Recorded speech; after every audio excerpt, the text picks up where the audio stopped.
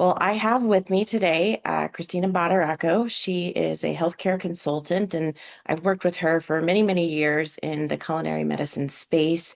I know she does a bunch of other stuff too. She's a writer, she's an educator, and also a speaker. And the reason she's here today is because she is the co-author of Mix It Up, the culinary medicine cookbook for mixing things up in the kitchen, which is our featured resource this quarter, and we'll be giving one copy away to a lucky winner this month. It's February, this month.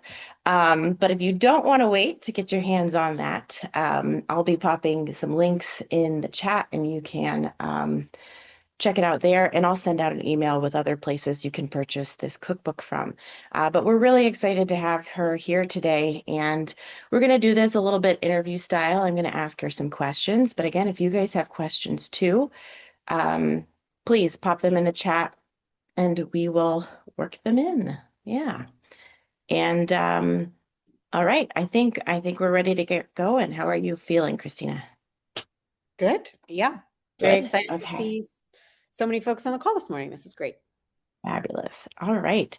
Um, So, just to kind of preface everything, I know a lot of folks here have already been attending some of the Infuse calls, but this is very much an exploratory space, and we're learning how to do real-time application.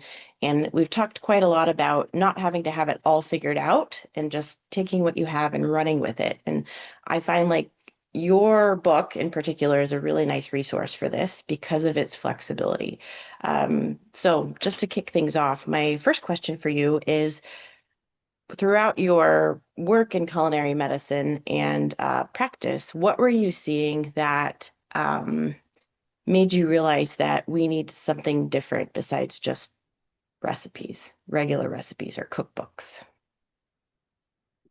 Yeah, well, I think in various capacities have been writing recipes and contributing to and developing cookbooks for many years, and have always enjoyed it, but have never really been. I've never self-published an entire cookbook before, so this was an entire beast all in itself. Working on the design aspect and the printing and dissemination and promotion and all of that. I think specifically what's kind of different here, and maybe this also speaks a little bit to a question around like what was the motivation for writing the book. Um, Mhm. Several years ago, one of our friends and colleagues, Olivia Thomas, and I started leading these large workshops for healthcare providers. Probably like a lot of the folks on the call today who are intrigued by the term culinary medicine or culinary nutrition and want to pursue this field, but don't really know how or what to do. And so we've had several opportunities over the years to lead big workshops. Actually, you and I got to work together on one last year. And we would teach recipes and then sometimes at the end of our slides recommend resources,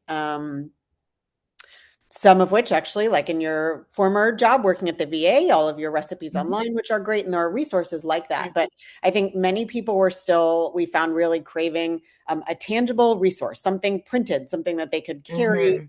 and kind of a package all ready to go all in one, to understand and have a readily available resource that they can use as a teaching tool. I think both kind of as a guide. So like if I'm embarking on developing a program, I think you talked about this a little bit in your call last month, like how do I decide what recipes to teach? And so Right. some of Yes. that's what Yeah. we're conveying in our book, like based on the equipment you have. So we organize our recipes by major equipment type, and there are corresponding recipes that teach video skills. So it's meant to be kind of a guide that helps people understand Hmm. what is appropriate to teach. Kind of, as I mentioned, a package all in one, Hmm. as associated resources, ingredient swap tables, and other things. But I think, Hmm. in summary, really responding to the question we were so often getting at the end of our workshop, like what's next? I'm really inspired and excited by this workshop, but Yeah. when I go back to my workplace on Monday, I I need a tangible tool. There And you so go. Yeah. and I kind of looked at each other and thought, okay, I guess we need to develop this, based on Yes. all these resources. There are good resources out there, as I mentioned, but I feel like Hmm. it's a lot of kind of individual resources, like video libraries and sets of recipes, but not necessarily a book, and a book also that is um, patient friendly. I think there are good books out there that are meant just for the educators, but I see this as a book Hmm. that is also something that the providers can A recommend to their. dual purpose. Yeah, yeah, it's Yeah. written for a lay audience. It can be Yes. accessible for both.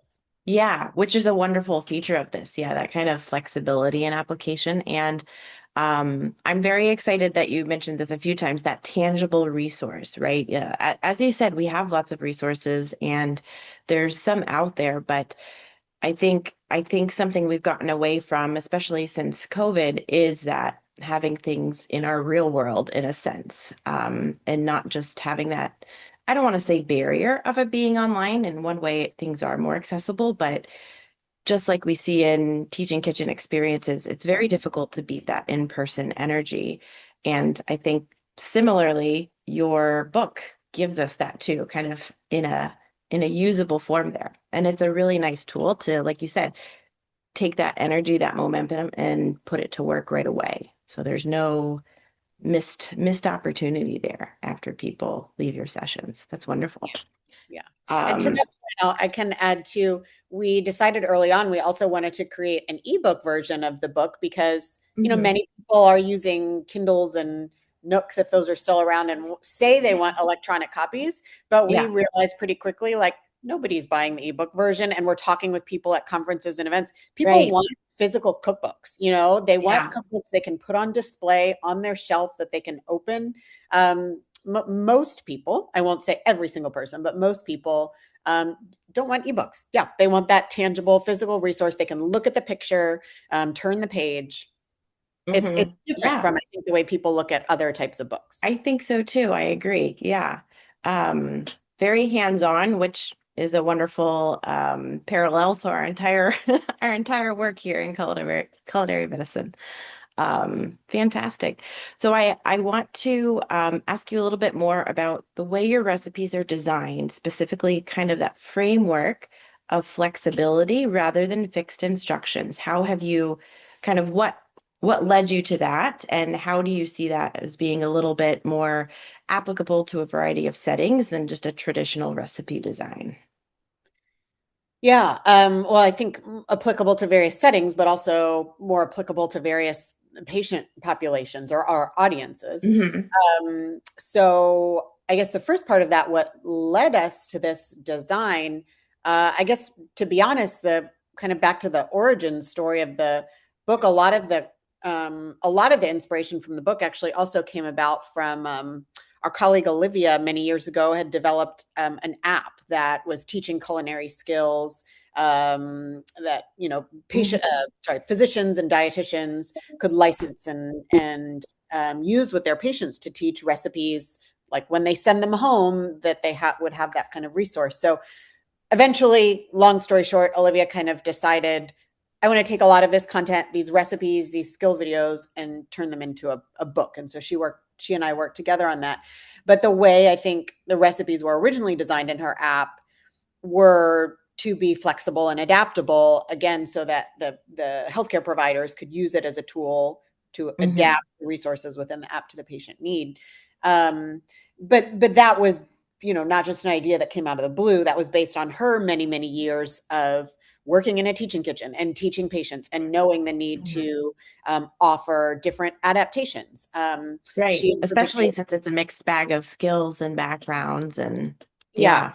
She in particular comes from a professional background in her teaching kitchen at Boston Medical Center, working with low resource, low income population. It's the largest safety net hospital in Boston. So also very multicultural, people coming from all over the world. And so, yeah, needing to kind of be flexible. So in our cookbook, it's a very kind of unique way of setting up recipes. And we went back and forth for many months trying to figure out what is our template for a recipe. And now yeah, it's kind of agonizing, to be honest. I think going through recipes and making sure we are consistent once we kind of come up with our template. Now we're every recipe needs to be written the same way.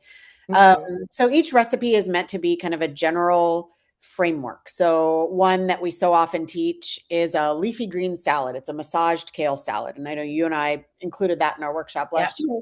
That involves teaching a really great skill of massaging kale or any other dark leafy green. And we offer um, uh, kind of you have that base of that dark leafy green, and then there are so many other modifications that can be made to the recipe. So we Right. call for a chopped nut or seed. If you have a nut Hmm. allergy, use a seed instead. And then we Hmm. call for a grated cheese, like a Parmesan cheese. But if you don't eat cheese, you can use nutritional yeast or the other ingredients we list. Hmm. And so in all of our recipes throughout, whether it's we have like a creamy nut stew. You can use any nut or seed butter if you can't use peanuts. So we're always very adaptable, Right. non-starchy vegetable, dark leafy green, nut or seed, broth or water. So we're always offering these different adaptations. Hmm. And then within the recipes, we're typically offering kind of our recommendation that aligns with the photograph on that page, but listing out the various other potential options. And Hmm. then on each recipe, we're also offering substitutions. So, a common one we use a lot is converting like fresh herbs to dried herbs. So, whichever one Hmm. you use, we're offering that conversion, or like, fresh, a fresh aromatic to a dried. And then we have this massive set of ingredient swap tables at the beginning of the book that really offer a helpful tool, whether for teachers, or for the kind of patients and consumers to understand in general how these food groups work in recipes. So again, using like Yeah. dark leafy greens as an example, if you don't have kale or you don't have access to kale or you don't like kale, don't Or it's worry. out of There are so many season. other dark leafy greens you Right. can use, Right. or just understanding like how different aromatics work in recipes or how different sources Hmm. of acid work in recipes. Yeah.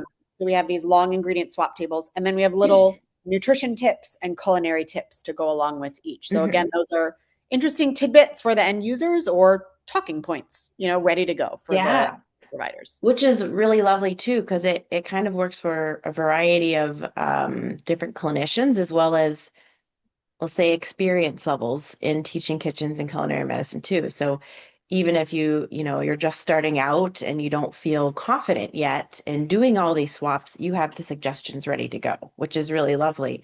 But it works too if you already do know what you want to do and helping adapt it to your audience. Yeah, that's really wonderful. It also sounds like this would be a great tool if you work with some sort of farmers market or farm share program as well, because it's very flexible and you can kind of take what you get and use these adaptable recipes with that. Yeah, Ah, yeah, absolutely. fantastic. And just about setting too, because I know you used the word setting before. I think, Hmm. um, as I mentioned at the beginning, we organize the recipes by equipment type, like primary equipment type. So we have one all Yeah. about a mixing bowl. So if you don't have access to electricity or heat, as I know you've talked about before with this group, there's still so much you can teach with just a mixing bowl and maybe a knife and a Yeah. cutting board. Or if you just have a blender, what can you teach with a blender? Or if you do have a pan and a Hmm. burner or a pot and a burner or whatever. So we're teaching people what you can cook or what you can teach with these simple Hmm. equipment types, but we also offer often different options. So if you don't have a certain piece of equipment, and for uh, I'll mention we're actually working on a no salt version of the book right now. We're wrapping up this month, and we have a new slow cooker chapter. And I know not everybody has a slow cooker. I don't, to be honest. So I'm not Me because neither, actually. so we're also offering other options, like if you have a Dutch oven. So we're Yeah. presenting like the time and the general approach, and the approach is very similar. But we're trying to be very conscientious if you don't have those pieces of equipment, or in the original book we had a rice cooker chapter. I also don't have a rice Right. cooker. Many people do, and that's sometimes a good tool in teaching. But if Yes, you yeah. don't, we offer here are the instructions and the general approach for doing the same thing in a pot on your stove. Hmm. Wonderful. Yeah. So even adaptable to equipment. And this is a really nice segue because I was going to ask you next to Mm. kind of maybe elaborate on the different settings that you see this tool used with, right? Not just maybe a traditional, or I don't know if we have a traditional thing yet. We're still a little new. Conventional kitchen setting, right? Um, how this can be used if you don't have an actual teaching kitchen, right? If you're just doing this in a conference room somewhere or a lobby or even maybe even in just a one-on-one setting, right? Are there ways you can take your cookbook here and just even use it as a teaching tool in that maybe shorter time frame or without as many resources? Yeah, absolutely. And maybe even before the teaching tool, I can just mention again, I think for the patients and or at clients, your end users, um, we wrote it to use very simple equipment and be adaptable, as we're saying. So I think Hmm. whether people live in a large, beautiful home with potentially multiple ovens and refrigerators, or it's a college student or someone who Hmm. lives in New York City and has about a square foot of kitchen space, or someone who's Yeah. low income and only has a microwave. We also often Yeah. offer like microwave adaptation. So I think Oh, that's regardless of brilliant. what Yeah. kitchen people have access to at home, it can be adapted. But to your point Hmm. about teaching, I think originally, like I mentioned at the beginning, our sort of realization, like we people are looking for a tangible tool, was for this concept of like teaching a workshop in a pop-up teaching kitchen where we have limited equipment. Hmm. And I think, yeah, to be Hmm. honest, one of the original motivations is like, we don't have electricity, we don't have heat. What can we teach and Right. not just have it be one same recipe we use all the time? So different types of recipes in that like mixing bowl with cutting board and knife. And so I think, yeah, if you have a pop-up teaching kitchen, we started in a conference room, but maybe it's a classroom, maybe it's your home, or maybe it's a farmer's market, whatever it might be. So pop-up arrangement, I think if you have a built-in kitchen, that works too. I mean, we have a chapter all about and Hmm. baking dish in an oven and all of that. So it can work in a teaching kitchen. It can work in a virtual setting. If you're teaching from your own home. Um, one other example, and I know when you and I were working together last summer on that workshop, we met, you may remember, a lovely woman from Maryland. She lives not far from me. And I think she worked in SNAP-Ed, the program which no longer exists, but she was also involved in teaching kind of like a pod of children involved in homeschooling. And she was Hmm. a dietitian by training, but not really working clinically. And she was saying, I think this would be a great resource for me to use in my teaching to these children who are being homeschooled. She has like a little pod of 8 children, Yeah. and they're accessible, simple recipes. We come together in a group and I want to use this Hmm. book. So she and I met when I got home here to DC, and she's Yeah. using the book to teach children in her homeschooling pod. Oh, that's wonderful. Yeah. Yeah. Yeah. And it's similar to that, I think, like college students who have a dorm and not much equipment Hmm. there, teaching in that type of setting. So, Yeah. um, yeah, I think Oh, I spanning think from it's healthcare to kind of community settings, virtual world, yeah. um, a wide variety. Yeah. And I think opening this door with our clients, even if you don't have a teaching kitchen and maybe you're just working in a private practice or a clinical practice, this is still a tool you can use to have that kind of conversation because often, we find that our environment presents barriers to us taking a certain action, including eating better if, we're Yeah. trying to steer our client in a certain direction. And they may not be so forward with volunteering that information that they don't have a nice kitchen space or a certain piece of equipment. It's also not also, but it's often kind of we feel a lot of shame around that sometimes, right? And there's self-consciousness going on. So I think this is a really nice way to open up that conversation in a very low pressure way for our clients and kind of let them know that there's nothing they need to have. We can work with them. We can work with whatever they do have or don't have, and really tearing those barriers out for them. I just had a new client actually that came to me. She's not had a working kitchen for 12 years and she's been living out of her microwave essentially. And she's finally saved up enough to have her kitchen renovated. So she does have a new kitchen coming, but she's pretty much like, this is what I've been doing and I don't really know how to cook anymore. So where do I start? And something like this is a wonderful tool for that because she can explore different things. There's no railroading into a certain direction, which I really love. Um, and it lets people explore and practice and not feel pressured in any one direction or the other. Yeah. Yeah, I appreciate that. I think, yeah, what you said is a good example. It offers a good sort of starting place. It's not overwhelming. There are lots of wonderful cookbooks out there that people use sometimes as, almost like an encyclopedia. And I love Yeah. those types of books. But for the patient you just mentioned, if you gave her, a really multi-inch thick cookbook like that, she would never open it. That would be overwhelming. Hmm. So Hmm. this thing more like this is, yeah, more accessible. Again, not Yeah. to villainize those books. I love them and they're great resources for those of us No, on the call. and But not it's, to yeah, meet the patient exactly. audiences where they are, as you all know. Exactly. This was developed not just to be a cookbook though, right? It's also a tool. Like, and that's Yes. something we talked about on our last Infuse call, right? Recipes aren't, it's not about the recipe. The recipe is just a tool for facilitating this experience. And I really think like you guys just nailed it. And I'm very happy this resource exists. Um, so do we have an audience questions, by the way? Just kind of, we've been chatting for 20 minutes or so now. So I know you guys can pop them in the chat whenever, but just to give you guys an opportunity before I keep going with Christina here. And if not, I'll still ask more questions. Um, oh, okay. Oh, this Got is Renata, right? I think this is our yeah. friend from Maryland, Renata. Wow. Yep. Hello. She's on Fantastic. most of our calls. I switched the Oh, time around on her and I think it threw her. So I'm really happy to see you here, Renata. yeah. Ah, wonderful. All right. Did you have a specific type of clinician in mind when you created this, or well, I'll let you kind of elaborate on that. Specific type of clinician. Mhm. Like dietitian specific, physician specific, open to all? Is there a certain kind of background information you assume the facilitator might have? Um, yeah. So I guess let's see.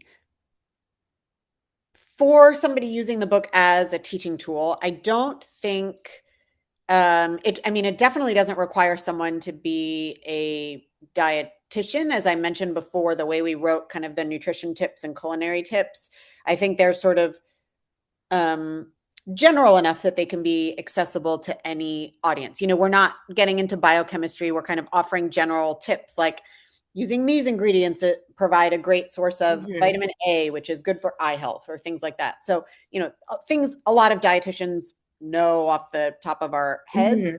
And we know a lot more detail than that too. But, for someone like a physician, that might be helpful. They don't necessarily know that information. So yeah, I think could be relevant to a lot of different provider types.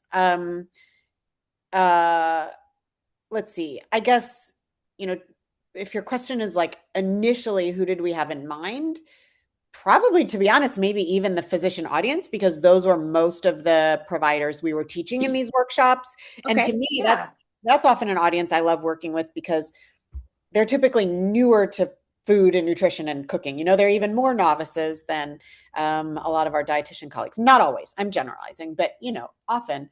And and they don't even necessarily know where to go to look for resources. There's just not a lot kind of focused on that community. So originally, probably kind of thinking that was the user we had in mind, but having said that, we've Hmm. absolutely found a lot of other audiences really interested. Like I was at Today's Dietitian last year and sharing copies of the book, and maybe even some folks here were there last year in San Antonio, and I got to meet you. But people there loved it, and a lot of people, Hmm. got excited about the book and SNEB last year, and then Yep. Fincy and others. So, but I've also, one of our colleagues, we have a good friend. Who's actually a social worker by training, who leads the teaching kitchen out at Providence, Milwaukee, in Oregon.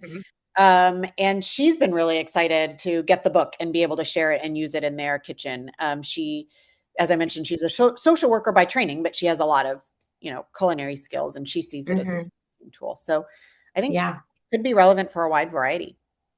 I'd Maybe say even so. chefs. Yeah. I've chefs are obviously so skilled at developing recipes and Mhm. sometimes teaching them, but I've learned over the years and working with many chefs who are so skilled at their craft, they might not necessarily know how to write recipes, and they might not know how to write recipes in a way that is good for teaching and accessible to patients. Right, And so I've right. even seen audiences of chefs find this very helpful because Yeah. writing accessible, clear, precise recipes in a way that is relevant to kind of an various end users is not necessarily in their skill set either. So, Right. It is a different skill. Absolutely. And we see this with every profession, right? Teaching something is different than doing it as yep. well.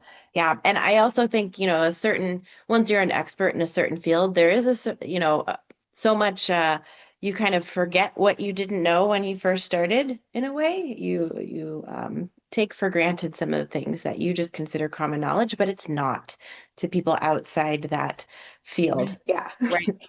Which is another, yeah. So, again, just showing how applicable and flexible this tool is really wonderful. Um, I had another question, and I actually saw someone in the chat that kind of echoed this, so I'm going to go ahead and ask it. Um, Along the lines of how do clients and patients and audience receive this type of structure or format with the recipes? The question in the chat here was, what kind of responses do you get from clients when you share this format? Like the format of Uh, the recipes, I believe, is what is being asked about. Like, does it how do they respond to it? Because I know some people like really clear, direct directions. I didn't say that the best way, and maybe it makes them uncomfortable to have to make decisions on their own about food.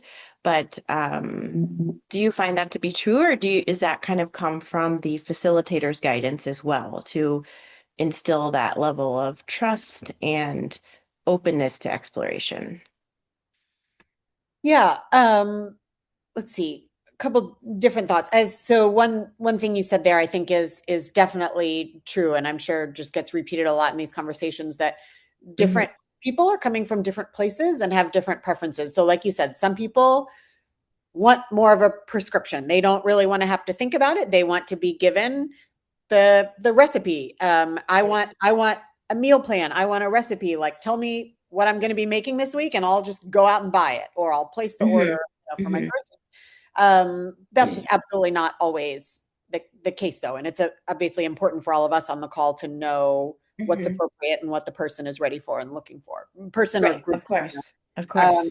and so I think more often than not, people do appreciate that kind of flexibility and better understanding how to use the ingredients that they already have on hand or how to make substitutions based on what's in season. You mentioned like working with the farmers market Hmm. or what's on sale or many we haven't even really talked much today about like allergies and sensitivities and kind of dietary restrictions, but for many people it's so helpful to understand how to make these adaptations. Like if they have a family member with a new diagnosis of celiac disease or whatever it might be, how can we still kind of have a well-rounded meal that will be appealing to our family and provide similar nutrients but doesn't have any gluten in that example or whatever it might be. So Right. yeah, Right. I think for the most part people appreciate kind of getting that broader understanding through Hmm. the tool that makes it more accessible Okay. for their lifestyles. So it kind of acts as a visual representation. So when we start talking, because even though we have clients that come to us wanting a meal plan, I think a lot of us know that that's what they think they want, and that's not really what they need, right? So if we just have that conversation, they sometimes still don't catch. But I think this framework is a really good visual tool for showing them that, right? Showing them how they could still have clear directions, but with that, like, it's not completely predetermined, but they still have some options, but you're really defining the parameters. Because what we find a lot is people have trouble making decisions around food, right? They get overwhelmed by the different options, and this is nice because it gives them the path, but they still have that flexibility to act on their whim or what they have left over in their fridge or something, right?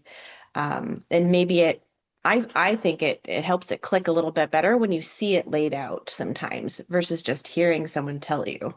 Oh, absolutely. Yeah. And not just see it, but it's if say you're teaching a class or a workshop, it's something they Mhm. can go home with, so they have like the repeated Yes. exposure. And I'm also just thinking as you're speaking to, for those of you on the call who are interested in teaching and maybe like teaching full classes, often what I've done, and I know you and I did together last year, Melania, will in a workshop or in a class, we will teach like one specific instance. So, we did last year like that leafy green salad and the stuffed baked Hmm. potatoes and others. So we bought, kind of specific ingredients and said, we're today doing like one variation of this recipe. When you go home, audience, and you remake it, you can do all these adaptations, but we're showing you like one specific iteration today. So Hmm. that can, yeah, be helpful to use that one specific instance when you're teaching a Hmm. class to kind of pin down what that looks like, but then encourage them, go forth and make it your own Yeah. within the guideline that Yes. Yeah. Yeah. To put your own spin and your own style on it. Another question come to mind, and this is actually something that's come up a few times over the past few months with regards to um, how we can use these types of resources in our own practice and kind of and I know this one might be very specific to you and your works, doesn't necessarily apply to all of the published content out there, but is this something that, as a clinician, I can make copies of and send my clients home with the recipe? Is this something like when people use this cookbook to inform their class or their educational session, are they allowed to distribute parts of that or concepts within the cookbook, or is it simply a tool, for them to use in that real time? What are kind of the allowances there? Yeah, appreciate that. That's a good question. So one thing I guess we didn't mention yet is the way we design the book. It includes a QR code that links to a bunch of resources online, which I think we added a lot last year, and later this year we'll probably add some more. So one set of which are culinary skill videos. So Okay. if you're making a smoothie or a pesto or something, we have kind of a video of what that looks like in a blender, so people can Hmm. understand um, kind of the different stages of blending or chopping different Hmm. ingredients or searing something in a pan. So there are videos, and then there are associated handouts, which, to be honest, a lot of them are really just things that we wanted to fit in the book, but we decided at some point we just can't Yeah. fit anything else in this book. So Yeah. things like a seasonal eating guide. So recommendations for swapping out based on what's in season. When we mention uh, different types of fruits, like in the summer prioritize like the strawberries and the peaches and things, but in the winter use different fruits. Or Hmm. we have another handout about different like flavor profiles. So Hmm. and I see there's a question in the chat about spices. So with this flavor profile guide helps people understand kind of what types of spices and herbs go together. So we have those resources, and then kind of and any of those things, the Hmm. printed and shared with patients. But in addition, we also have a bunch of handouts that are like the specific versions of recipes. So if you Okay. are teaching one specific iteration of Hmm. the stuffed baked potatoes or whatever, we have that in a nicely formatted handout, kind of branded along with the cookbook on the Oh, website. really So cool. if you get a copy Yeah. of the cookbook, you have access to that full repository. And actually, I remembered in addition to that, I had an intern working with me on this last year. Hmm. We also have a few handouts that are kind of recommended uses for things like some of the condiments we have in our book. So we have Okay. a cashew cream, and I know you and I taught a class where we Yeah. used cashew cream last year, and a blender salsa, and a few others like that. And so we have some handouts that are like 5 recommended uses for For this this. Yeah. condiment. Like make it into a salad dressing or make it into a Hmm. pasta sauce or whatever it might be. So we have all these different handouts to answer your question that somebody who gets the book, of course, I would love, if you want to recommend the book to your patient or audience, but if not, we have a lot of those handouts and resources online that you Okay. can print and hand out. You can print and use in your class. Okay. Yes. That's kind of what I was, yeah, curious about because we find, and we've had this conversation a few times, um, we find something really wonderful to use, but then there's that question of what are we allowed to use it with, so to Yeah. speak, right? How are we allowed to distribute this? Are we allowed to distribute this? And usually it's very specific on the author. Um, But it sounds like you guys created this resource with that in mind, with that design in mind. So once you've purchased your copy, you get access to these more client-friendly tools as well to distribute. Yep, we have Yeah, those, that's absolutely. wonderful. I didn't even know about that part. Yeah. Cool. And then, yeah, I mean, I guess I will just say, in addition to, if we've had a few conversations since we published the book with different people about Hmm. creating like white labeled or adapted versions. Like I mentioned, we were approached by a nephrologist last year to create a no salt version, which we're doing now. And so I don't, if anybody were interested in, maybe it's like a shorter version of the book that they could share with patients, or like a paperback copy that would have a lower price point. Hmm. Like we're open to any conversation. But I think for Opportunities now, there. as Okay, I mentioned, yeah. we have that full repository online. Right. Oh, that's wonderful. Yeah. And I'm sure, I mean, quite honestly, I'm sure the applications are kind of endless here. So I bet it's just a matter of making sure there's a big enough need for that. And quite frankly, you could go into several different niches with this. Yeah. Pretty much all of the resources that already exist, but from this perspective, are wide open. Do you guys foresee planning to make this in other languages at some point, perhaps?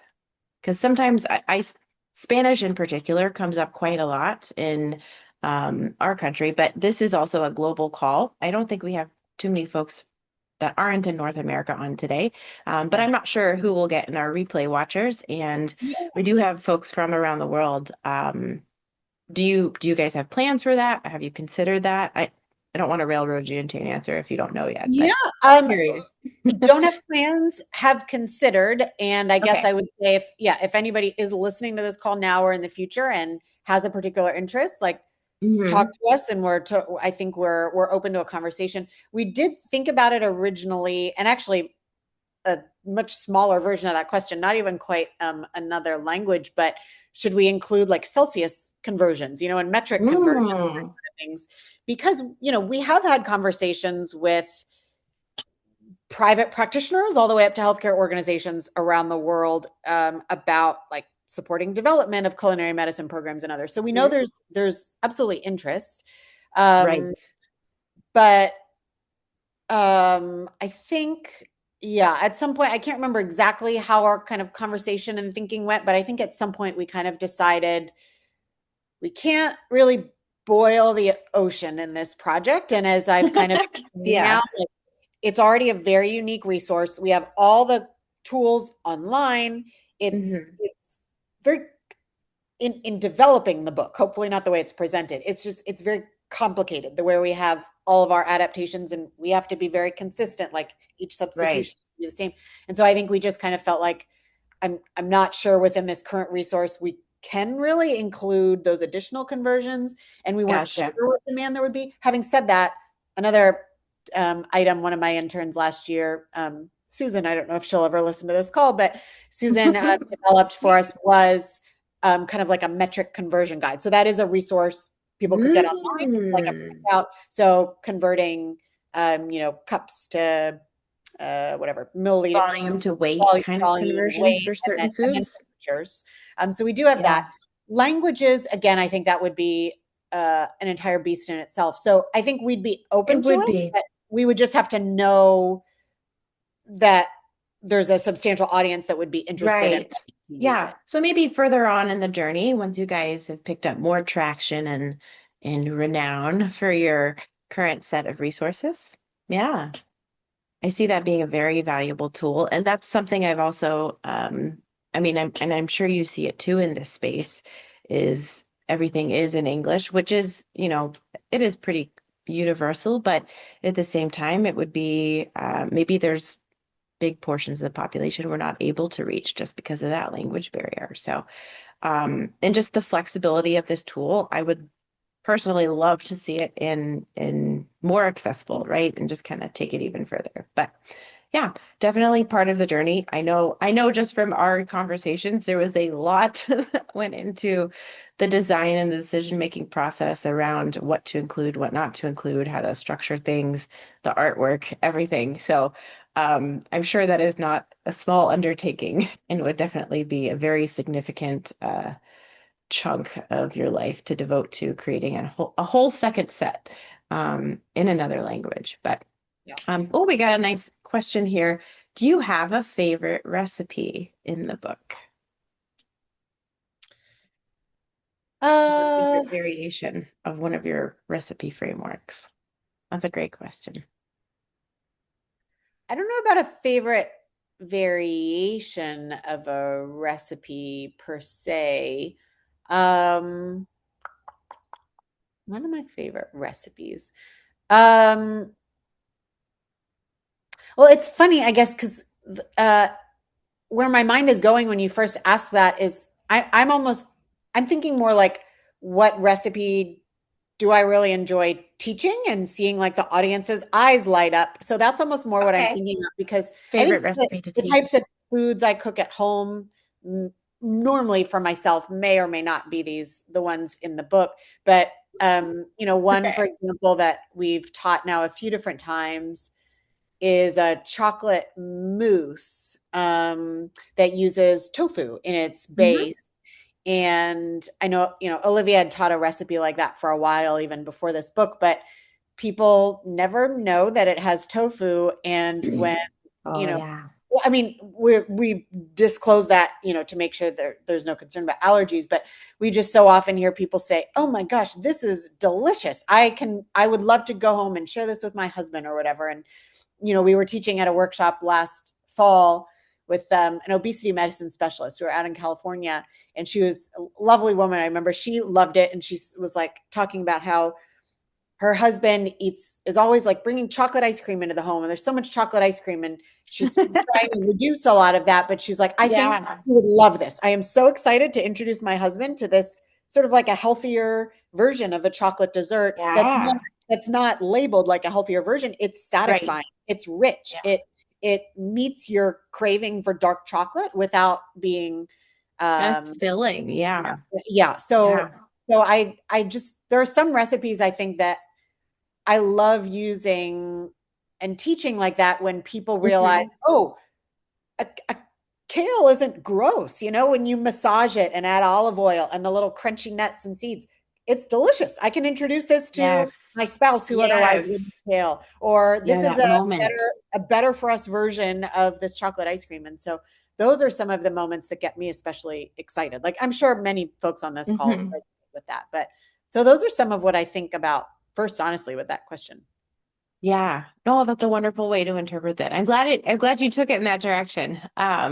And it's so funny. I'm going to do a quick little shout out. My former colleague Robin is also on this call today, I wondered listening if in. it And was that Robin. she co-led the National Teaching Kitchen program at the VA with me for um, nearly a decade, somewhere in there. She did a little bit longer than me. She came on first, but yeah, there she is.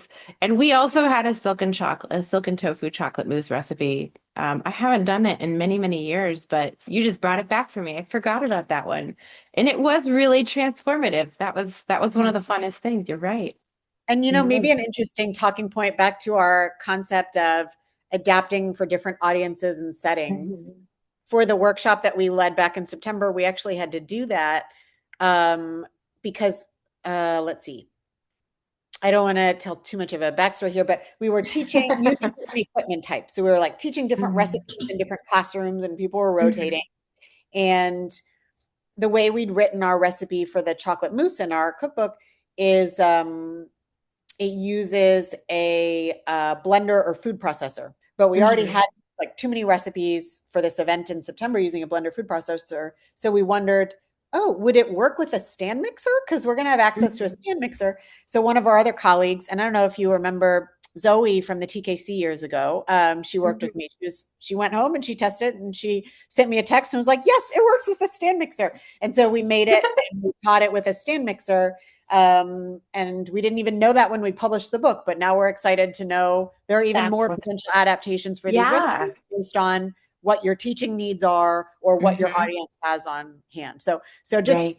a little caveat there is test it before you assume it will work and make sure Yeah. so you can confidently recommend that adaptation. Yep. But that was a nice surprise. So you can do it in a stand mixer. That's wonderful. I love it. Even more flexible. I've been actually on a very big tofu kick lately, and it's kind of come up in many conversations with my clients of, I guess I think of it as making tofu more accessible. It's kind of seen as this exotic food to a degree, just because it doesn't behave like animal proteins do when you're cooking with it. And I think that, I don't want to say freaks people out, but it's uncomfortable because it's not very familiar. And the tofu chocolate mousse is one of the more like low barrier entry points, I think, to appreciating some of what tofu has to offer. Yeah. Yeah. Yeah, without getting weirded out on maybe the texture of it. Yeah, And it fantastic. can be frustrating, if you're putting it in a pan or something, it can stick and It it is, doesn't yeah. come out the It's way you want it to. And then you're like, oh, I don't want to deal with it again. But yep, just putting yeah. it in a blender or a stand mixer, you don't have to worry about that. Yes. The chocolate mousse is definitely a high success, I think, for if this is your first experience with tofu. Um, Wonderful. We have just about 10 minutes left. This has gone by really fast, but that's great. We've had some great conversations here.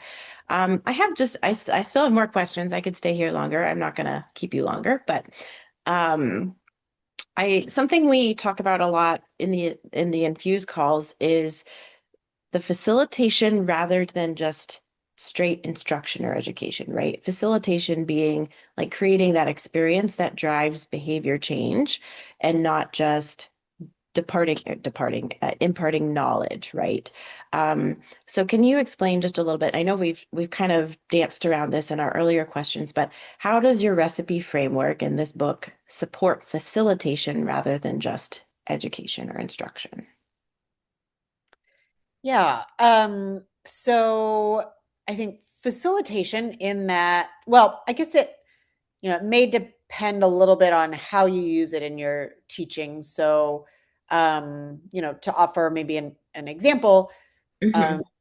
when you and I taught together last summer, we, for the most part, kind of followed an approach where we set up a little bit of a pantry and we had some different options that people could choose from, like different types of protein, like ground meat or beans to use in their stuffed potato. And so people could, and different spices and things like that. So people could pick the ingredients they want within the framework again. So we kind of gave them Hmm. the guidelines, and so that was part of what we could teach. But then there are other times where we teach and we are a little bit more, I won't necessarily say prescriptive, but kind of providing ingredients for a very specific Hmm.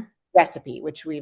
I mentioned before is sometimes an approach. So both can be used in kind of a method of facilitation, but I think giving that approach where you're providing more options and then letting people experiment, and maybe you even have different groups set up or different individuals set up, and then they can try one another's dishes, and that's an Yeah. opportunity to talk among themselves, decide as a group what flavors we like, what ingredients we like, and what we don't. And that can be a great opportunity to not only maybe encourage more bonding within a group, but encourage more Yeah. creativity and sharing. I will say sometimes it can get, just from the our perspective as the instructor, the facilitator, sometimes that can just be too much. You might not have space for that, you might not have time for that. So Right, right. you Yeah. judge over whether that is appropriate. Sometimes it can also lead to more food waste, and that's something we don't want to do, or we want Hmm. to try to avoid. But I think in that respect, that can lead to, yeah, as I said, a little more kind of creativity and Yeah. bonding I love among. that. Yeah, with the engagement too. And that's part of it, right? Is letting people try something new and have their own experience with it and then be received with positivity from their peers and their mentors, right? Us as the instructors. So I think I really like that example you shared. That's wonderful. We did that a little bit with our workshop last summer too, right? Everybody ended up creating a slightly different version of the kale salad, and it was interesting. And honestly, it's very fun too as an instructor because still to this day, even though I've been doing this for over a decade, people surprise me with what they come up with. Yep, yep, yep. And it's inspiring to me as well. And I'm sure you feel the same way in your classes and sessions and Yeah, workshops. So yeah. And then yeah. too, I just to think about facilitation in a slightly different way, I guess when I've also taught bigger workshops like that before, 150 person workshops where it's so big. I'm in a role as a facilitator or a director of the event. I'm only one person. I can't be spread out and helping Hmm. 150 participants at once. So I'll have a team, maybe six of us, and so we'll have one or two people introduce the recipes and talk about, Hmm. briefly kind of the nutrition and how they're good for going forth and teaching to their patients. Hmm. Maybe somebody will demo one or two of the recipes, and then we kind of let the groups go forth. And now, you Yeah. have three recipes and you have all the ingredients you need at your station. Go forth and make them. But then we will go around, we again, the maybe six of us instructors, and Hmm. facilitate conversation. So we'll check in on groups, kind of make sure they're on time, make sure they're on the Right, right right. track, but also ask questions, what do you think of this recipe? Does this seem relevant to your practice setting? How might you Hmm. change this? Like one example, we've often worked with obesity medicine specialists, as I mentioned. So Hmm. we might say, how might you adapt this if you have patients who are in different stages of their obesity care journey. Patients who just had bariatric surgery are in a very different place than those kind of Hmm. experiencing lifestyle interventions and trying to lose weight. So how might you adapt it to your specific patient population or something like that? So we can be asking questions that inspire more conversation as you go about and talk with the different participants in your group. Absolutely. Yeah. Wonderful. Wonderful. So just some examples of how we can use this. And we just popped another link in the chat, guys, if you want to check it out. And again, I'll be sending out links on email and a replay of this if you guys want to share it with your colleagues too, with more places. I know Chrissy and Olivia have been working really hard to get this book available on more platforms, and that's recently come to fruition. So just to Yeah. make it even more accessible to us. So I have one more question for you, and then we'll kind of wrap up for today. And this one just kind of came to me as we were talking. Someone asked me something similar a few months ago, and I thought it was a really nice question. But now that you've been through this journey of creating this resource and seen what it can do in the world, what would you tell yourself, your past self back then, if you were just at the start of this and about to create it? What is one thing you wish you had known or did know and acted on? Like what was the one biggest thing steering this? Um, or if you had a piece of advice to give your past self before you embarked on this journey of creating this tool, even if it was just like a little mantra to remember as you were going through it. Yeah. Um, Very good question. And I like that you asked that question because I think in a group like this that's meant to be almost kind of like a learning collaborative, it speaks to the fact that there are things maybe I wish I knew when I started. If I had Yeah. participated in a group like this, somebody else could have shared the idea with me and I would have had this idea 2 years ago. Yep. So yeah, I like that you kind of brought this up given the structure of your calls. Um, this is a slight tangent, I guess, from what we've been talking about today. But if there are folks on the line who are interested in embarking on your own kind of project like this, one thing that comes to mind is this project is going to take longer than you can possibly expect and or anticipate. There are just always things that come up, and the editing process. I Mhm. promise. And I've also edited cookbooks for other people as well as other books. It always takes long. We want to develop a product that we're proud of and that is good and that is accurate and that is clear. And I think so often, we underestimate the amount of editing. Just like, think of after we work out and stretching, how many of us just forget about the stretching or do one quick stretch Yeah, because a of day? time. It's not Yeah. enough.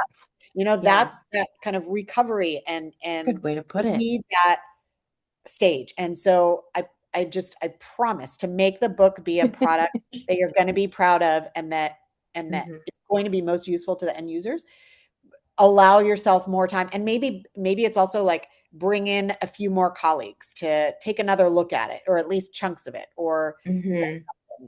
so make sure you allow enough time for review, enough time to also get ahead of thinking about all of the sort of dissemination opportunities and reaching the different end users, Hmm. because events are planned so far in advance. And Yeah, and you don't want to be Yeah. scrambling and cutting corners at the last minute. Right. Okay. So know what you're getting into. Yeah, no, it's out and that makes a lot of sense. When we see this finished copy, it's just the tip of the iceberg, right? You don't see all of the effort, all of the time, all of the discussions, all of the research, all of the testing and retesting and photography and everything that went into it. Yeah. Yeah. And I Um, think too for folks on the call, again, even if you're not interested in writing a cookbook, totally fine. If you're not, if you are just developing individual recipes or gosh, just like mhm, out or a lesson plan for your patients, I think just again, kind of the same thing. Um, I just think it's so important to make sure you're allowing enough time, and maybe it is pulling in another set of mhm, eyes to look, make sure that the resources you're developing are as good as they can possibly be, because we want to build that trust. As I know Melania talks about so often with our audiences and our patients, we want to make it a good resource that they're actually going to use and can actually lead to mhm, that behavior change. So even if mhm. it's one single, 8.5 by 11 handout, Yep. allow yourself even more time than Yes. you think you're going to need to And kind of, sometimes less is more in that vein, right? Is, maybe if you don't have the time to create a 10-page whatever, channel that into one page, right? yeah, Choose your information. We talked about this last month. You don't need to throw the kitchen sink.